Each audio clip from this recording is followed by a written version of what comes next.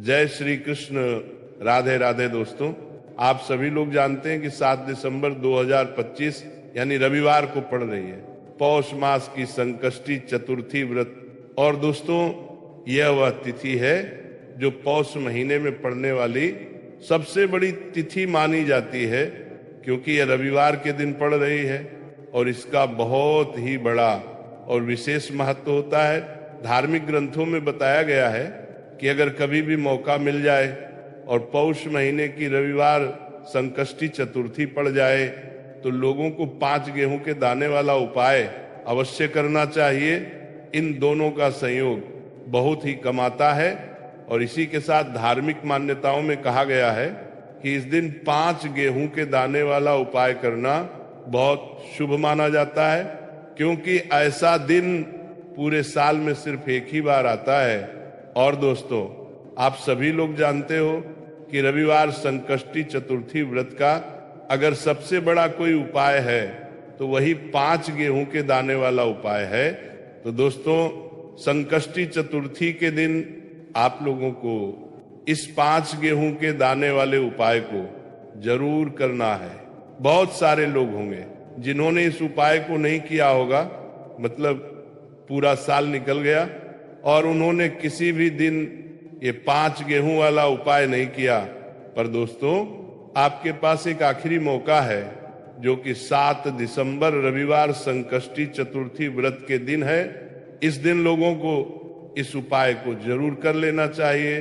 भले ही आपने पूरे महीने भर ये उपाय न किया हो, पर अगर आपने इस पौष महीने की संकष्टी चतुर्थी के दिन यह उपाय कर लिया तो आपको इस उपाय का वो फल मिलेगा जिसकी आपने कभी कल्पना भी नहीं की होगी। इसीलिए आप लोग इस उपाय को एक बार जरूर कर लेना, ताकि ये मौका आपके हाथ से न निकल जाए और आपको इस उपाय का पूरा फल मिल सके। दोस्तों, ये उपाय धार्मिक ग्रंथों में बताया गया है और आज हम आपको इस उपाय को बहुत अच्छे से समझाने वाले हैं।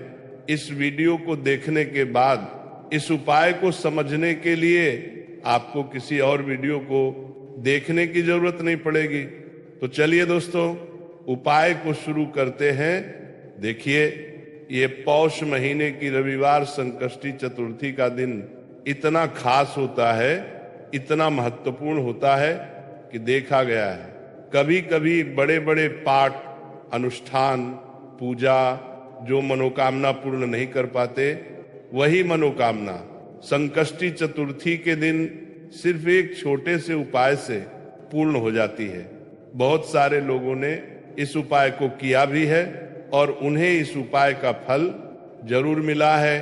अगर आप लोग भी ये उपाय करना चाहते हैं तो पहले इसे अच्छे से समझ लेना, सुन लेना, उसके बाद करना, आपको इसका फल जरूर मिलेगा।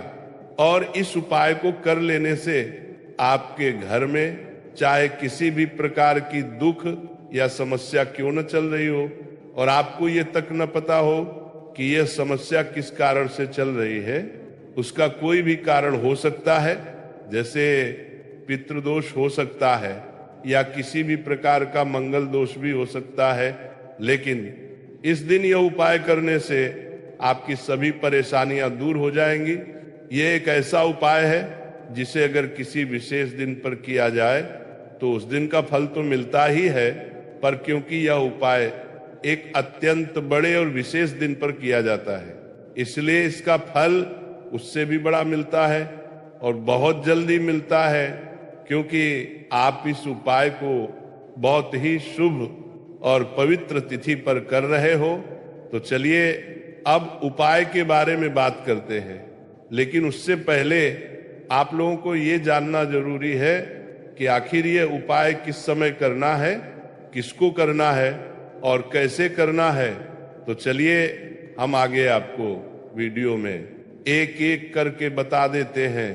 लेकिन उससे पहले अगर आप लोग हमारे चैनल पर पहली बार आए हैं या मेरी आवाज पहली बार सुन रहे हैं तो हमारे चैनल को सब्सक्राइब जरूर कर लेना और इस वीडियो को लाइक करके कमेंट बॉक्स में श्री कृष्ण राधे राधे जरूर लिख देना।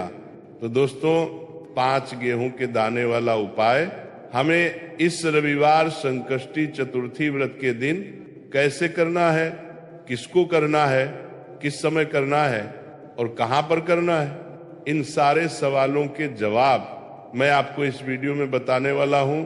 अब दोस्तों बात करते हैं कि ये उपाय आखिर करना किसको है।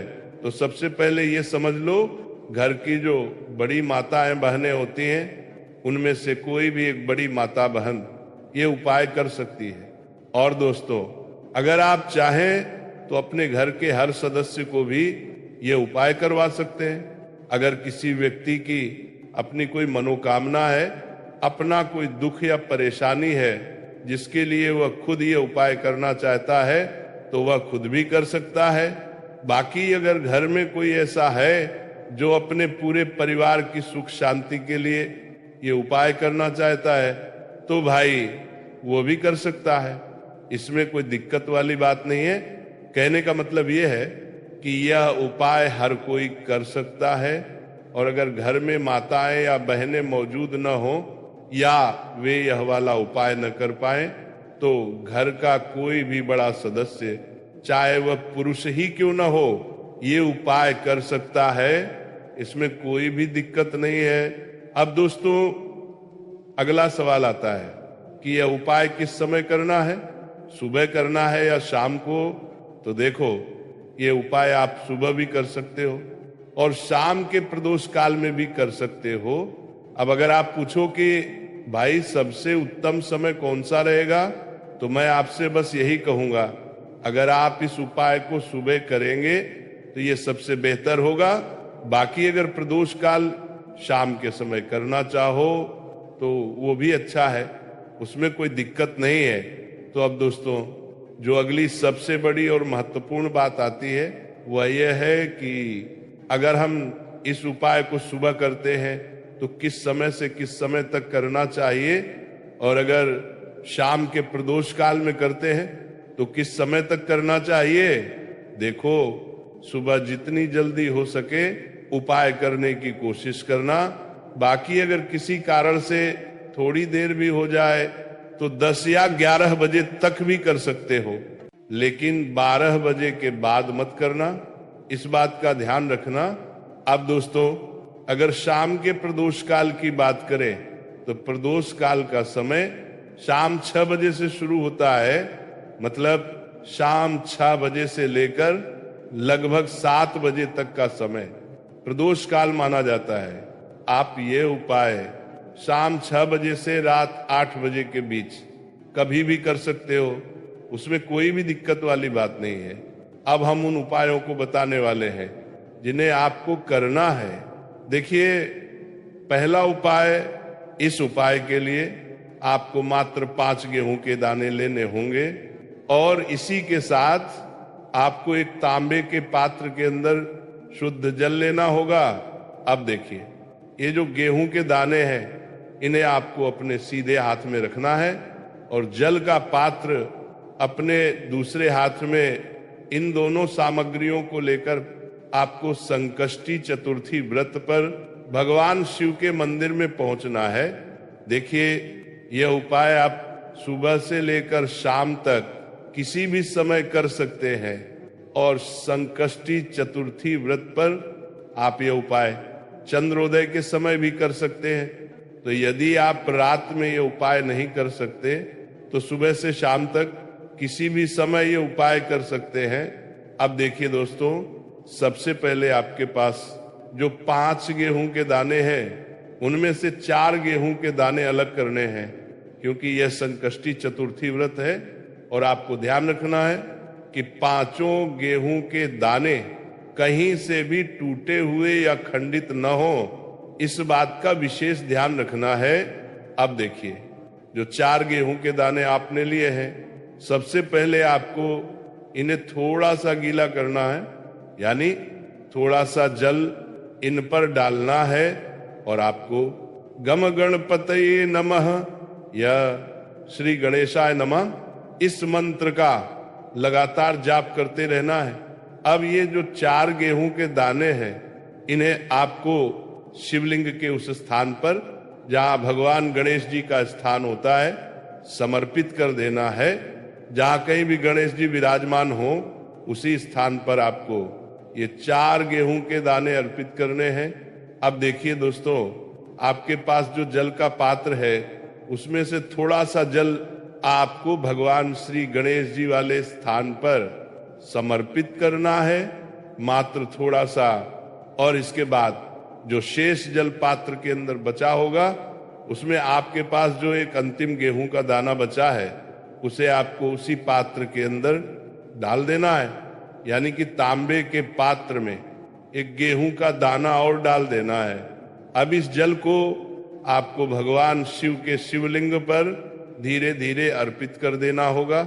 श्री शिवाय नमस्तुभ्यम इस मंत्र का जाप करते हुए धार्मिक मान्यताओं में बताया गया है कि जब भी आप ये जल अर्पित करें तो बिल्कुल धीरे धीरे अर्पित करना चाहिए।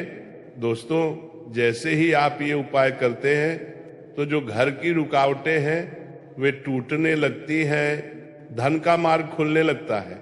जिसने भी इसे श्रद्धा से किया है उसके ऊपर कितना भी बड़ा दोष हो, कितनी भी बड़ी बाधा हो, श्री गणेश जी की कृपा से उसे इन सभी समस्याओं से तुरंत मुक्ति मिलती है। अब दोस्तों, हम जान लेते हैं दूसरे उपाय के बारे में। देखिए, इस उपाय को करने के लिए आपको मात्र 1 लोटा शुद्ध जल लेना है। फिर इसी के साथ आपको 2 हरे मूंग के दाने भी लेने होंगे। देखिए, आप जो 2 हरे मूंग के दाने लेंगे वे कहीं से भी टूटे हुए नहीं होने चाहिए। आपको साबुत हरे मूंग के दाने लेने हैं। अब इसी के साथ आपको मात्र थोड़ा सा शहद ले लेना होगा। इन तीनों सामग्रियों को लेकर आपको भगवान शिव के मंदिर में पहुंच जाना है। धार्मिक मान्यताओं में बताया गया है कि ये उपाय आप संकष्टी चतुर्थी व्रत पर सुबह से लेकर शाम तक किसी भी समय कर सकते हैं। अब उपाय कैसे करना है? सबसे पहले आपके पास जो 1 लोटा शुद्ध जल है उस जल में से थोड़ा सा जल शिवलिंग के सामने, जहां महाराज का पैर उभरा हुआ होता है, वहां अर्पित करना है। अब इसके बाद जो शहद आपके पास है उसे आपको अपने सीधे हाथ की अनामिका उंगली नामिका में लेना है और इसी उंगली से आपको शिवलिंग पर शहद से एका निर्माण कर देना है। जब भी आप शिवलिंग पर शहद से इसका निर्माण करें तब आपको लगातार श्री शिवाय नमस्तुभ्यम इस मंत्र का जाप करते रहना है। अब देखिए, आपके पास जो हरे मूंग हैं उनमें से 1 हरा मूंग आपको अपने सीधे हाथ में लेना है और गम गणपते नमः या श्री गणेशाय नमः इस मंत्र का कम से कम 11 बार जाप करना है। और इसके बाद ये 1 हरा मूंग का दाना आपको भगवान गणेश जी वाले स्थान पर अर्पित कर देना है। शिवलिंग की सीधी तरफ जो गणेश जी का स्थान होता है वहीं पर आपको ये पहला मूंग समर्पित करना है।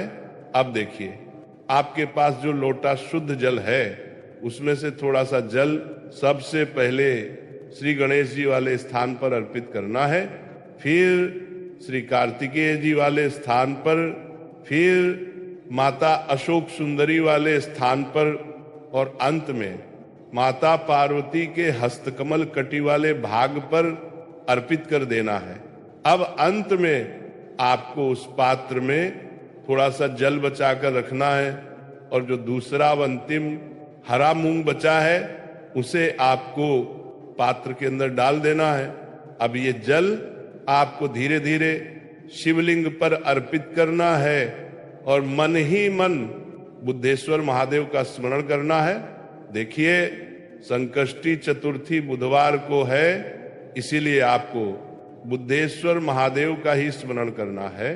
जल अर्पित करने के बाद आपको शिवलिंग के सामने बैठकर महादेव से यह प्रार्थना करनी है कि आपके जीवन में जो भी समस्याएं चल रही हैं वे दूर हों।